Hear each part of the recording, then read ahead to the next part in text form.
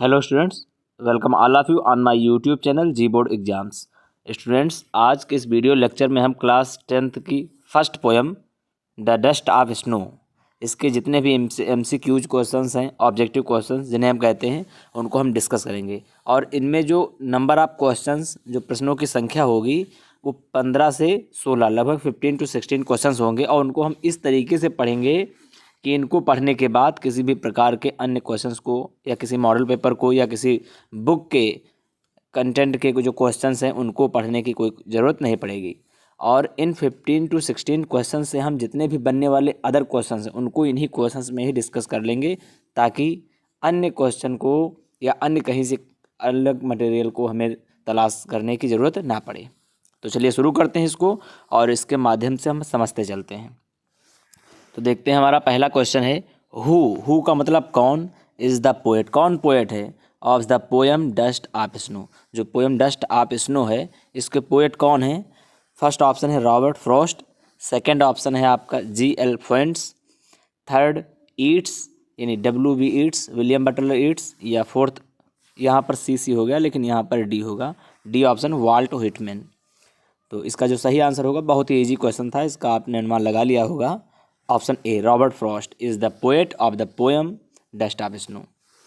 Next question, the name of the tree, name का मतलब नाम, ऑफ द ट्री, ट्री का नाम क्या था, पेड़ का क्या नाम था?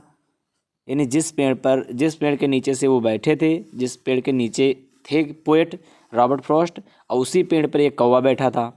तो उस कौवे ने क्या किया था, उस पेड़ को हिलाया था, और उससे बर्फ़ जो थी, बर्फ़ के धूल के महीन, जो बर्फ़ की जो महीन कण थे वो गिरे थे। तो वो पेड़ कौन था?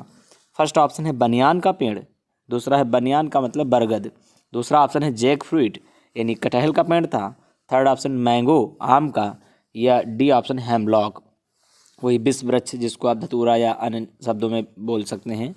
तो इसका जो सही आंसर होगा वो होगा ऑप्शन डी हेमलॉक, यानी हेमलॉक ट्री था, उसमें लाइन भी है from a hemlock tree.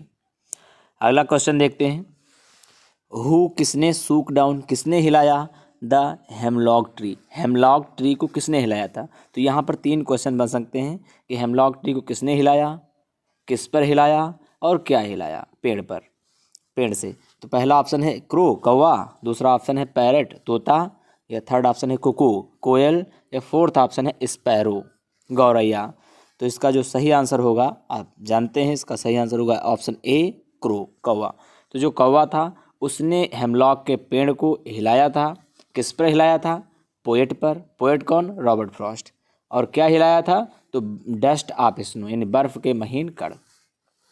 Next question देखते हैं, व्हाट का मतलब क्या, फेल गिरा था ऑन द पोएट कवि पर, कवि पर कौन सी चीज़ गिरी थी, क्या चीज़ गिरी थी?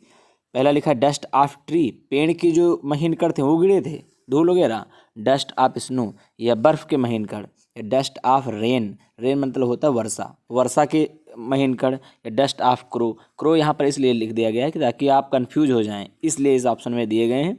वैसे डस्ट ऑफ क्रो कोई चीज़ होती नहीं है, हाँ कौवे से थोड़ी बहुत जो धूल वगैरह या कुछ भी आप मान सकते हैं। तो इसका जो सही आंसर होगा वो होगा option B dust of snow. ये जो हमारा पाठ का नाम है, यही चीज़ उस कौवे ने पेड़ को हिला करके कवि के ऊपर गिराई थी। अगला क्वेश्चन देखते हैं, इन व्हाट मूड, किस मूड में था, किस मिजाज में था, या मनोदशा, मूड का मतलब होता है मनोदशा या मिजाज में, द पोएट कवि वाज अर्लियर, अर्लियर का मतलब होता है पहले, जल्दी। तो ये जब पेड़ से कौवे ने उसके कवि के ऊपर धूल के महीन कण गिराए थे, उससे पहले कवि किस मूड में था? पहला ऑप्शन है प्लीजेंट यानी सुहावने या सुखद मूड में था, मनोदशा में था, ऑप्शन बी है हैप्पी खुश था, ऑप्शन सी सैड दुखी था, या ऑप्शन डी गुड। तो इसका जो सही आंसर होगा वो होगा ऑप्शन सी सैड था, कवि जो है बहुत ही उदास था, बहुत ही दुखी था, और लेकिन जब कौवे ने उसके ऊपर धूल के गड़ गिराए तो उसका मूड चेंज हो गया। और पढ़ते हैं अगला क्वेश्चन, क्वेश्चन 7, व्हाट क्या वाज द इफेक्ट, क्या इफेक्ट पड़ा, क्या प्रभाव पड़ा of the fall of the dust of snow, यानी जो स्नो यानी बर्फ़ के जो डस्ट थी, महीन कण थे, उसके फॉल होने से, गिरने से क्या इफेक्ट पड़ा ऑन द पोएट कवि पर, कवि पर कौन सा बदलाव आया? पहला ऑप्शन है चेंज हिज मूड, उसका जो मूड था, मिजाज था या मनोदशा थी वो बदल गई। चेंज्ड हिज लक, या उसका जो लक था, उसका जो भाग्य था वो बदल गया। Option C, changed his colour, या उसका जो कलर था, उसका रंग था वो बदल गया। या नो चेंज, या कोई भी चेंज नहीं हुआ। तो इसका जो सही आंसर है वो है option A, change of mood. यानी जब जो पोएट था बहुत ही उदास था, दुखी था, लेकिन ज्यों ही उसके ऊपर धूल के महीन वो बर्फ़ के महीन कण गिरे तो उसका जो मूड था वो चेंज हो गया। आगे पढ़ते चलते हैं और करीब करीब आपको ये पूरा क्लियर होता जा रहा होगा, क्योंकि इसमें कुछ एक्स्ट्रा जानने की ज़रूरत भी नहीं है, लेकिन जितना है उसको हम डिस्कस करेंगे और इसी से रिलेटेड क्वेश्चन बन सकते हैं। व्हाट, क्या, वाज सेव्ड, क्या सेव का मतलब होता है बच जाना, क्या बच गया था फॉर द पोएट, कवि के लिए, यानी कवि के लिए क्या चीज़ बच गई थी। पहला ऑप्शन है क्रो, कौवा। सेकंड ऑप्शन है ट्री, पेड़। थर्ड ऑप्शन है स्नो, बर्फ। फोर्थ ऑप्शन है some part of the day, यानी दिन का कुछ पार्ट, कुछ हिस्सा। तो यहाँ पर जो जितने भी ऑप्शंस हैं ये सब हमारी पोएम में हैं, लेकिन यहाँ पर ध्यान देना है कि व्हाट माने क्या, वाज सेव्ड क्या बच गया था। तो बचने में बचा था some part of the day, दिन का कुछ हिस्सा बच गया था उसका। जो कौवा था इसने हिलाया था पेड़ को, और ट्री मतलब वही पेड़, स्नो यानी बर्फ जो गिरी थी। तो यहाँ पर होगा some part of the day, दिन का। 9th क्वेश्चन देखते हैं। मीनिंग ऑफ द वर्ड, ये जो शब्द है र्यूड, ये जो पोएम के सबसे लास्ट में जो शब्द आता है र्यूड, इसका मतलब क्या होता है, इसका मीनिंग क्या है। तो कहीं कहीं पे इसका रूइन कर देते हैं, लेकिन इसका जो सही आंसर होगा वो होगा र्यूड। इसी प्रकार से होगा रिग्रेटेड, रिग्रेटेड बना है रिग्रेट से। इसका जो सही आंसर यही होगा, जब आपको पेपर में लगाना है तो रिग्रेट शब्द लगाना है।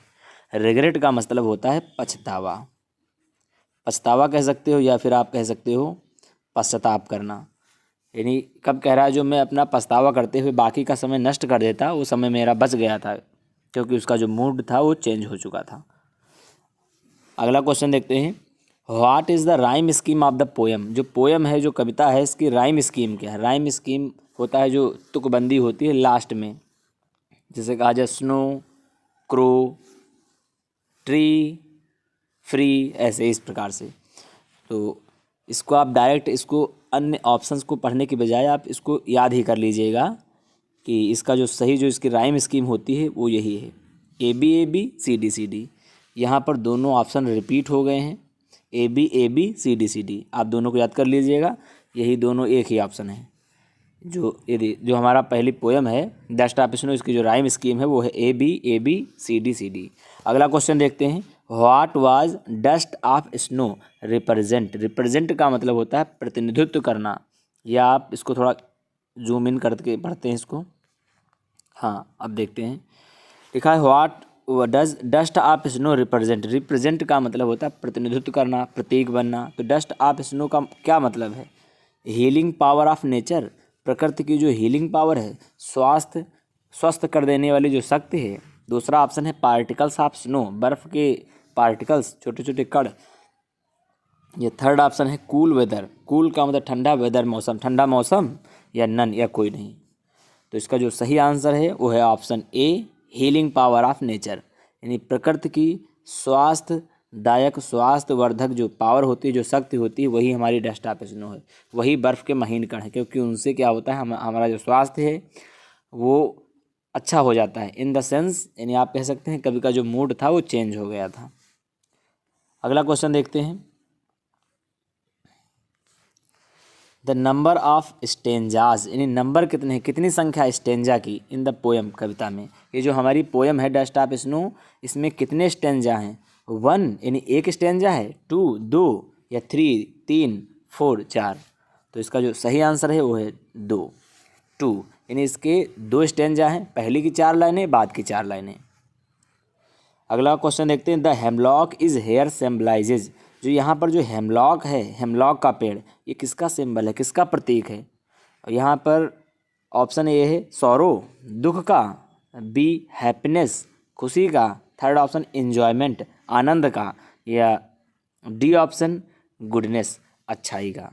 तो इसका जो सही आंसर होगा वो होगा ऑप्शन ए, सौरो। यानी जो हेमलॉक का पेड़ है, विश्व वृक्ष है, और यहाँ पर इसके साथ साथ जो क्रो है, कौवे को भी और हेमलॉक के पेड़, इन दोनों को आप सोरो का सिंबल मान सकते हैं, दुख का। क्योंकि कभी कभी क्या होता है कि बहुत सारे अपशकुन हम लोग मानने लगते हैं कि जैसे बिल्ली रास्ता काट गई या इसी प्रकार की चीज़ें। तो ऐसे कौवे और जो ये हेमलॉक का पेड़ है, इन दोनों को माना गया है कि ये दुख के प्रतीक हैं, symbol of sadness. Next question देखते हैं, हाउ मैनी लाइन्स, कितनी लाइन्स हैं, are there in the poem, ये जो पोएम है इस कविता में कितनी लाइन्स हैं। Option A 7, option B 8, option C है 12 lines, option D 4 lines.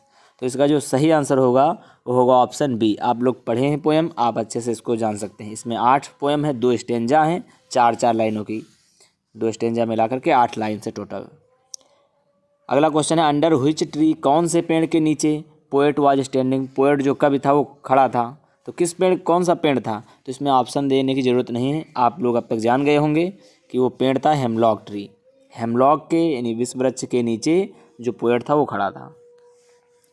Next and last question देखते हैं, हाउ डिड, किस प्रकार द क्रो चेंज, कौवे ने चेंज कर दिया, बदल दिया पोएट्स मूड, कवि के मूड को जो कौवा था उसने किस प्रकार से चेंज किया। पहला ऑप्शन है, यहाँ पर ये सबसे इंपॉर्टेंट क्वेश्चन है क्योंकि इसको हम देख सकते हैं अलग अलग प्रकार की चीज़ें दी गई हैं कि by flying into the sky, sky यानी आकाश में फ्लाई उड़ करके। कुछ लोग सोच सकते हैं, एनीवन कैन थिंक कि जो कौवा है वो क्या है, ऊपर उड़ता होगा और कभी ने उसको देखा शायद, लेकिन ये ऐसा नहीं है, पढ़ने वाले जान गए होंगे अब तक, जो आकाश में उड़ करके। दूसरा ऑप्शन है बाई क्रोविंग, काँव काँव करके। थर्ड ऑप्शन है बाई शेकिंग, हिला करके। डाउन द डस्ट, नीचे डस्ट धूल या महीन कण, आप स्नो बर्फ के, from a hemlock tree, hemlock के पेड़ से धूल के महीन कणों को गिरा करके, या नन, ऑप्शन डी नन, कोई नहीं। तो इसका जो सही आंसर होगा वो होगा option C.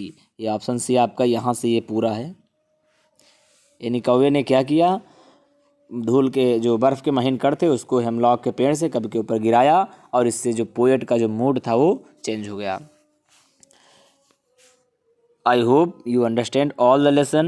If you like the session, then please do like, share and subscribe. Thank you so much for watching this video.